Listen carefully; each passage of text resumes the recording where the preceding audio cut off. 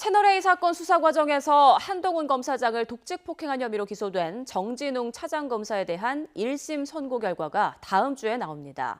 폭행 여부를 두고 양측의 주장이 평행선을 달리는 가운데 폭행 사건의 발단이 된 이동재 전 채널A 기자는 무죄를 선고받은 상황이어서 어떤 결과가 나올지 주목됩니다. 손효정 기자입니다.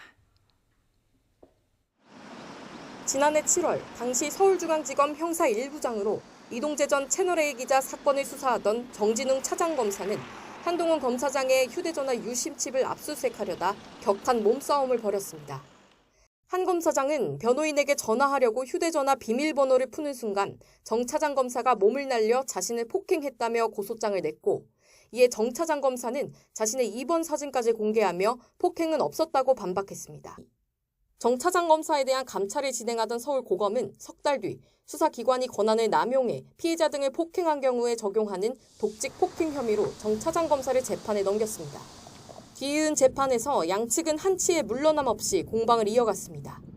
당시 현장에 있던 수사관과 한 검사장을 진찰한 의사는 물론 한 검사장도 직접 증인으로 출석하면서 피고인석에 앉은 정 차장검사와 법정에서 마주하기도 했습니다.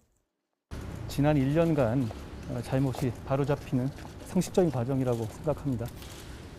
오늘은 제가 독직 폭행의 피해자로서 증언을 위해 출석한 거기 때문에.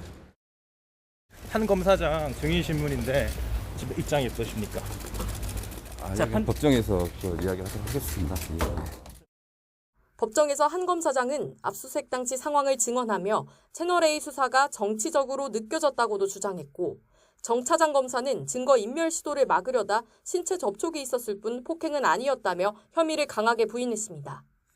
앞서 검찰은 정 차장검사가 수사 대상자를 폭행해 상해를 입혔지만 유체이탈 화법으로 범행을 정당화한다며 징역 1년을 구형한 상태로 선고 공판은 다음 주 오는 12일 열립니다.